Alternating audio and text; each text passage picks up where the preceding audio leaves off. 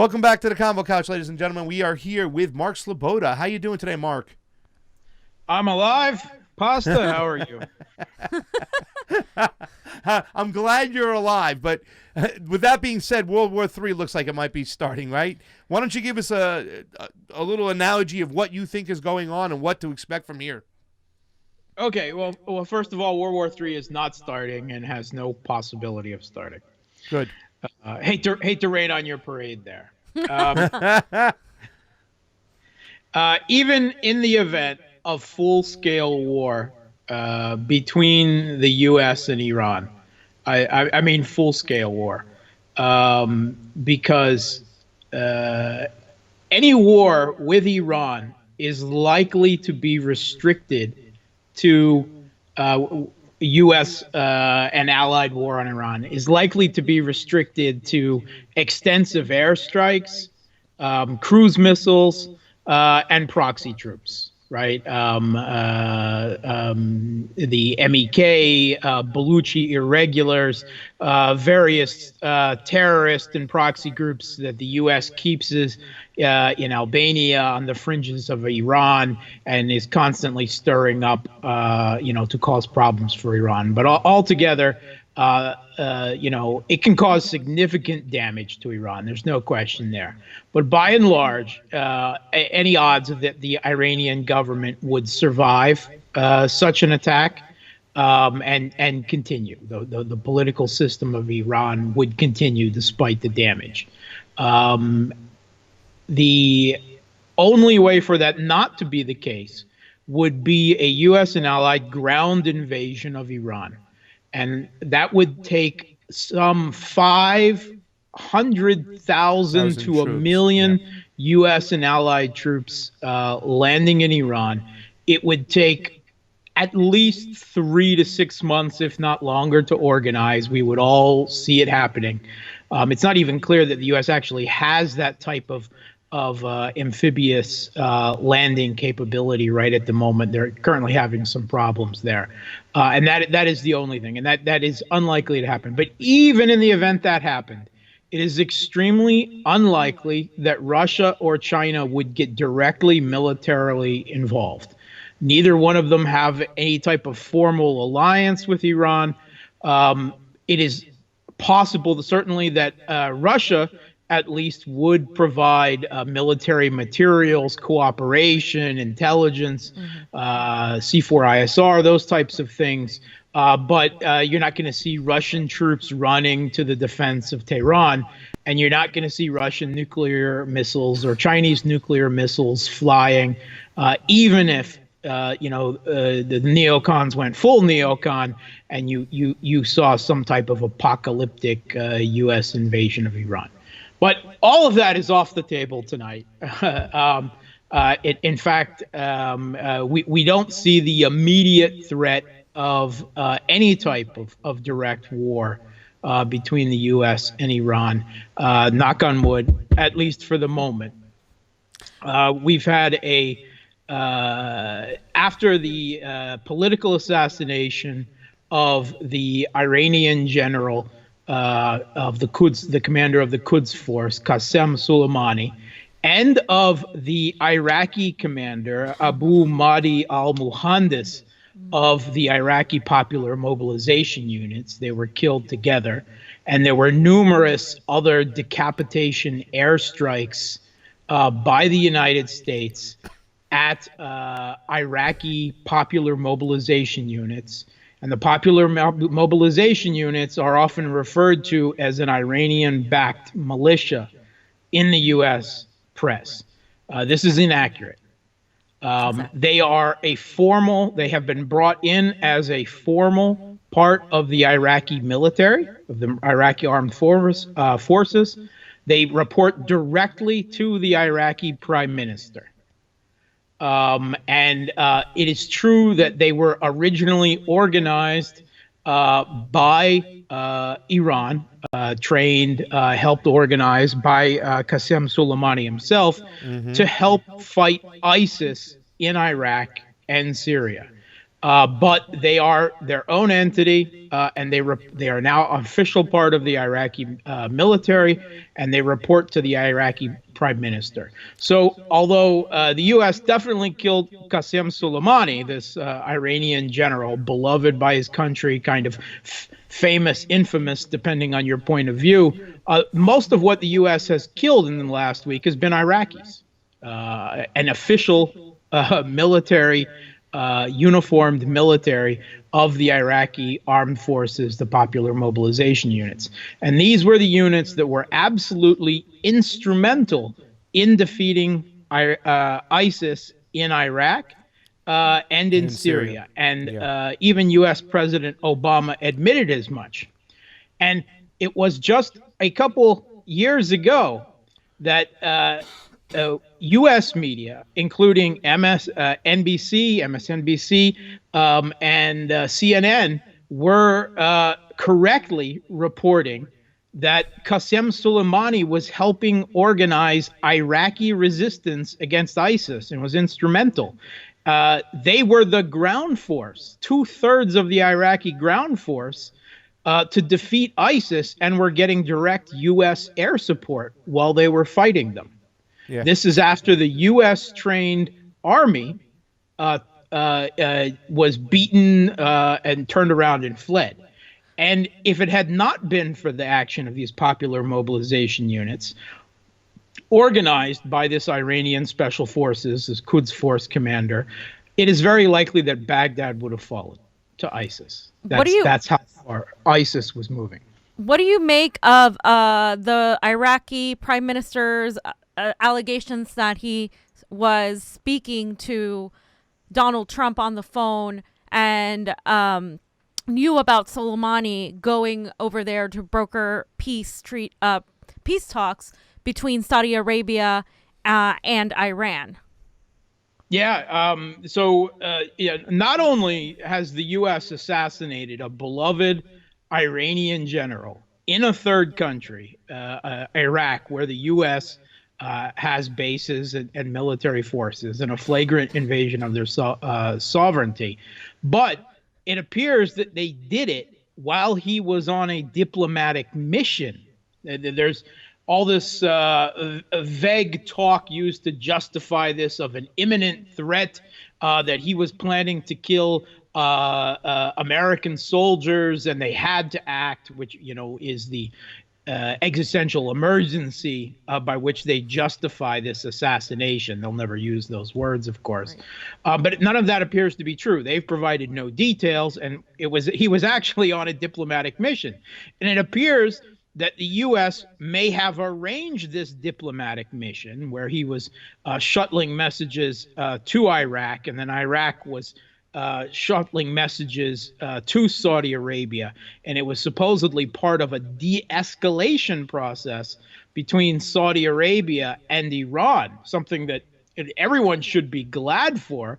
Mm-hmm. But it appears that this might have all been a ruse by the United States to get Soleimani in a place and time where it was convenient for them to kill him, which for some reason they decided was Baghdad International Airport, which is where they did the deed. And again, it wasn't just him. It was an Iraqi commander and several other members of the Iraqi military as well.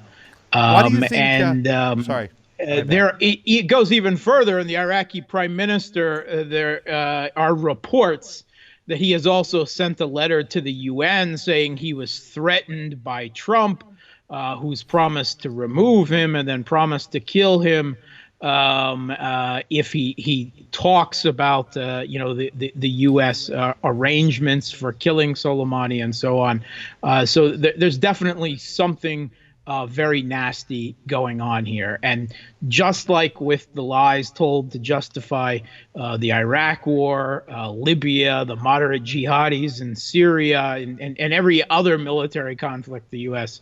has had in the past decades, there's absolutely zero reason to believe anything that the U.S. government and the U.S. Secretary of State, Mike Pompeo, we lie, cheat, and steal, is saying about what is happening right now. Verify, verify, verify. So why do you think the U.S. intelligence or Donald Trump wanted to kill Soleimani so bad? What was so alluring to them to get rid of this guy? Okay, simply he was extremely effective resistance for U.S., Israeli, and Saudi hegemony over the region. There's lots of talk about him as a terrorist, and the U.S. has designated the entire Iranian Revolutionary Guard Corps as a terrorist organization. Okay, this is nonsense. It is a complete demonization used to justify, in the end, this killing and to try to economically punish Iran by putting sanctions on the Iran Revolutionary Guard Corps. Now, do the Iran Revolutionary Guard Corps oppose U.S. interests in the Middle East? Absolutely. Do they oppose Israel and the Israeli occupation of Palestine? Absolutely. Are they a terrorist organization? No, not by any definition, real definition of what a terrorist organization is. Are they committing attacks of political character, attacks directly and intentionally against civilians? No, they are not. They have not. They are not a terrorist organization. Qasem Soleimani, one of the main arguments used to justify his killing is claims that Iran, with him as the principal, provided know-how and parts for improvised explosive devices that were given to the Iraqi resistance during the U.S. invasion and military occupation of that country, their neighbor, which Iran and Iraq had just recently, in living memory of everyone here in involvement, had a terrible, bloody war. So, not exactly the best of friends. That doesn't mean that Iran wanted the U.S. invading Iraq and overthrowing Saddam Hussein either. But, things have actually ended up for Iran's benefit with all of that.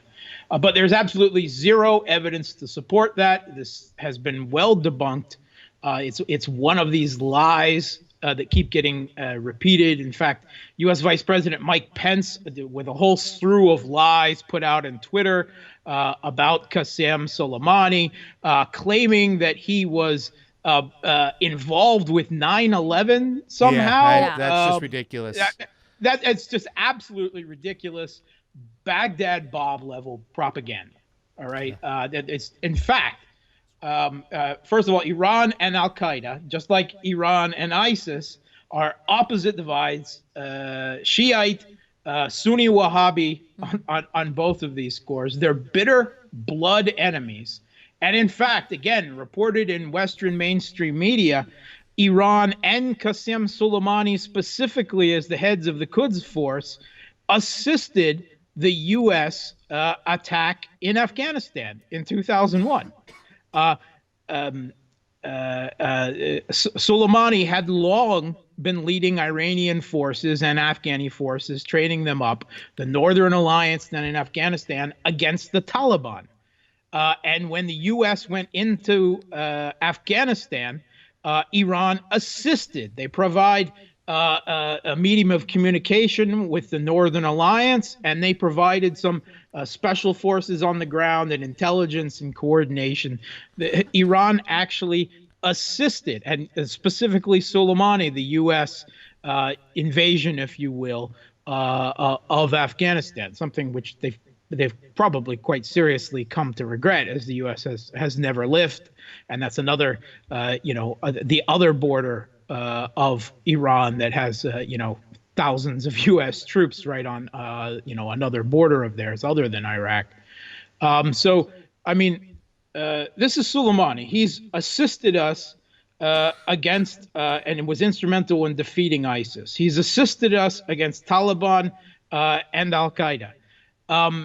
So why did we kill him? Well, because first of all, he opposes Israel. There's no question that he's been training up and supplying Hezbollah in Lebanon, which protects southern Lebanon from Israeli incursions and opposes the the Israeli occupation and ethnic cleansing of Palestine.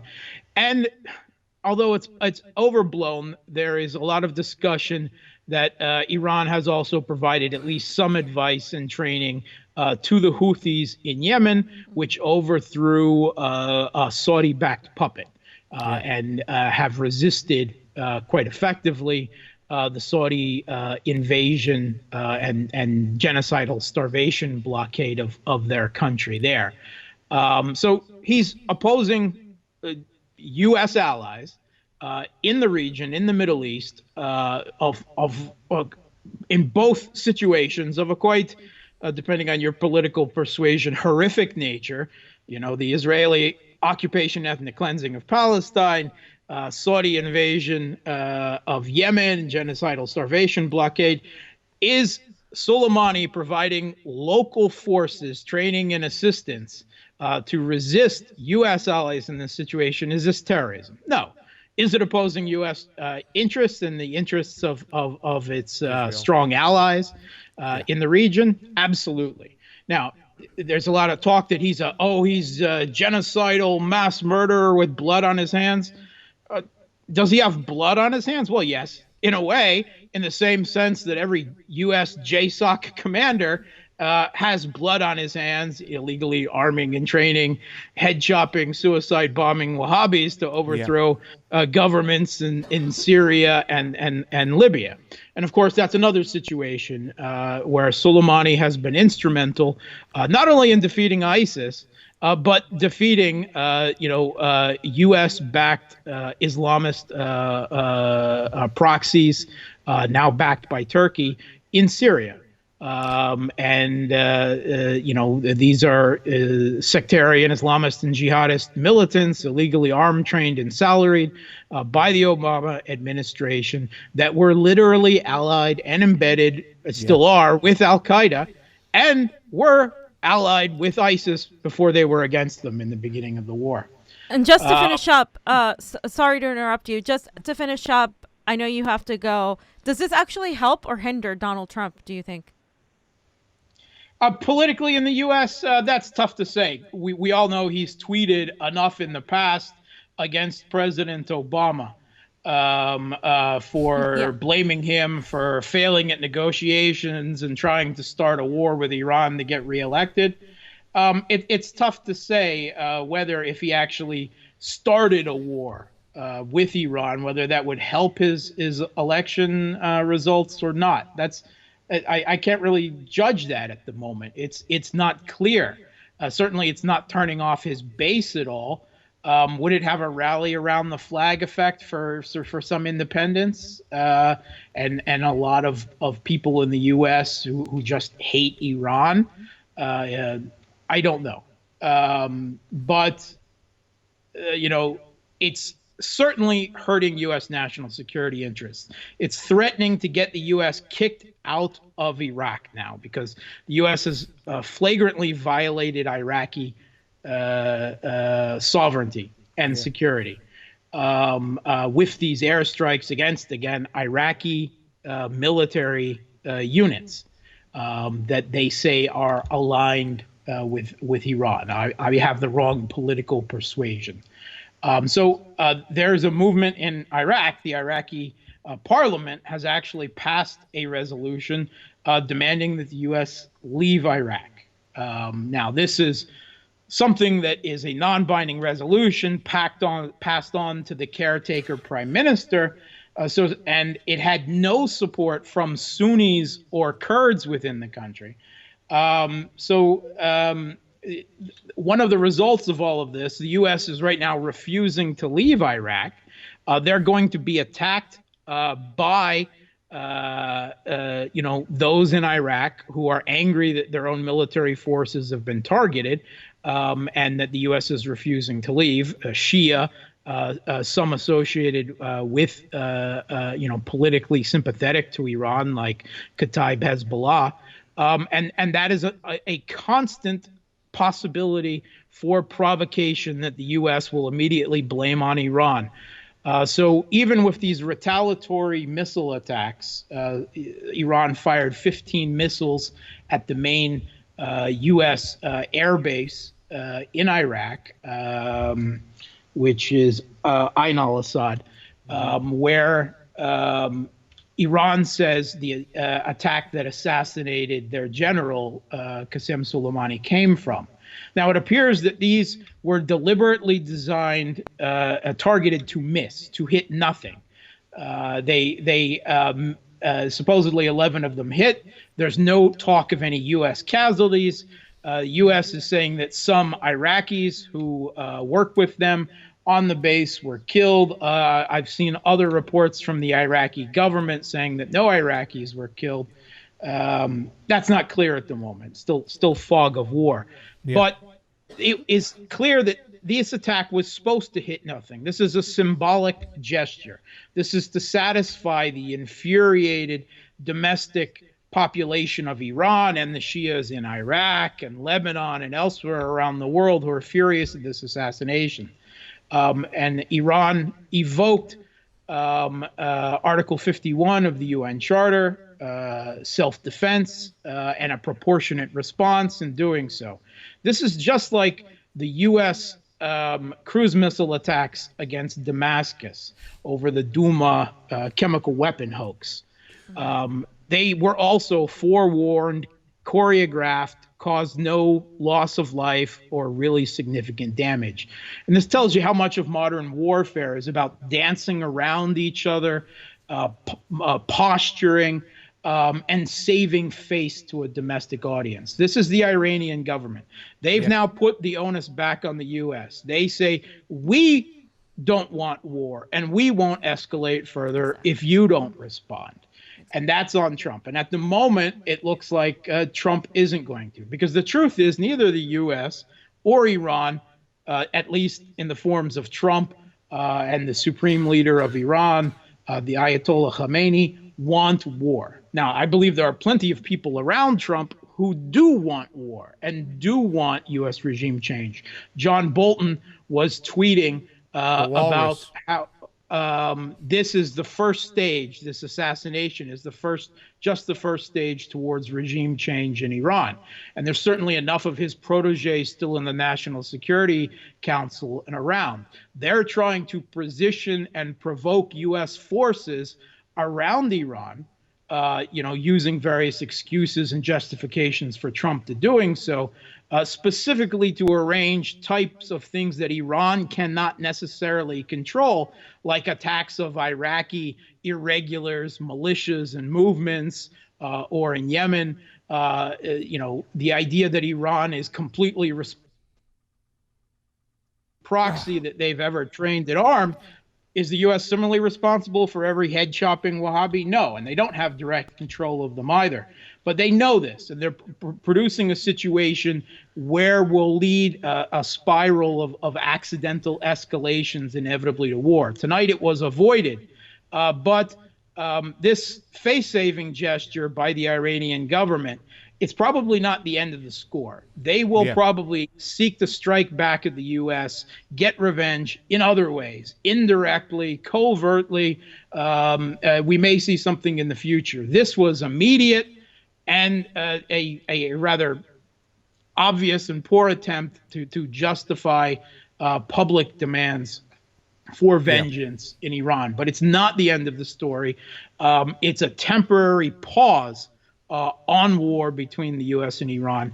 Tensions are still heating up. The Iraqi government is fragile. There's the possibility of renewed ethnic Sunni-Shia conflict in Iraq over this. There's the possibility that U.S. forces may move out of Baghdad only to hunker down in Iraqi Kurdistan in the north and seek to break up the Iraqi country. Where they think they have firm friends in the Kurds in the north, although they've thrown them under the bus before, just like they have other Kurds in Syria. And so it's a real mess. And Iraq right now is the main battlefield of influence. This is Iran and Nasrallah and Hezbollah and everyone has said this is about getting the U.S. out of Iraq and out of the region, out of the Middle East. That's how they want to take their revenge. And ironically, if Iraq does manage to kick out the U.S., something I don't see happening just at the moment, but even if he's just the Iraqi people, or most of the Shia population anyway, turns against the U.S., this is Soleimani winning. This was his goal. Yeah. Because if he gets the U.S. military out of Iraq, they can't support the occupation of the oil fields in East Syria either, because that's where they're supplied from. So the U.S. out of Iraq means the U.S. out of Syria, which means the U.S. essentially out of that part of the Middle East. And that is what Soleimani was fighting for. And this rash gesture by Trump and whoever pushed the idiot towards this around him may have actually handed Soleimani a victory in death that he wasn't achieving in life. Somebody said that Soleimani died with a smile on his face. We'll get you out of here, but last question. I am of the ideology that whatever Trump's position is, he has to go. He's merely definitely a player in the game when it comes to whether it be the intelligence community, the deep state, the military-industrial complex. What is your opinion? I mean, moving forward, is it really? I think there's only two choices to really get us out of that region, and that is Tulsi or Bernie. But what is your overall opinion about Donald Trump and what we need to do moving forward? Okay, I love Tulsi Gabbard. I mean, I don't agree with everything she says, and I find a lot of common points with Sanders, even though after the last election and his buckling under to the rigging again of the DNC against his campaign with the Hillary Clinton campaign, I lost all respect for him, and I don't quite trust him completely on foreign affairs. I don't think either one of them have a chance of winning the U.S. election, because I don't believe that American democracy will allow them to win. It is a managed political system. And I think interests in the DNC and in the corporate backers behind both parties will arrange that neither one of them can win. We've seen plenty against Gabbard, the anti-Semitic attempt to smear the Jewish Bernie Sanders as an anti-Semite is already contending. I don't think they can win. I'd love to see it. I don't think either one of them can win. And if the option is Joe Biden or Pete Buttigieg in there, that's just another Hillary Clinton for me. And I hate to say it, but if we're going to have a neocon warmonger, which is what Hillary Clinton and Joe Biden are, no different than the people around Trump, I would rather myself have an incompetent one who makes strategic mistakes and alienates U.S. allies in Europe and around the world like Trump does, than a competent one like Hillary Clinton or Joe Biden that will lead the U.S. right into direct war with Russia like Hillary Clinton planned to do in Syria or elsewhere. Does this mean that Trump is a dove or anti-regime change like he talked about during the campaign? No, and I said at the time that was never likely. But if speaking from an American, an immigrant from the United States to another country and representing what I see as the interests of the rest of the multipolar world, if the interest is between an incompetent bad U.S. president and a competent bad U.S. president, which is the only two options I see, I'm sorry. I'm not going to vote. I'm not going to, really take a side in an election. But I'd rather see an incompetent Trump continue to win and erode U.S. power to inflict harm in the rest of the world than see Joe Biden win. Wow. Yeah. I hate to depress you with that. That's my two rules. We're hoping for the best. We're hoping, Bernie Sanders seems to be likely to win. If it's all fair. If it's not fair, then you're right. And I very much fear you are right.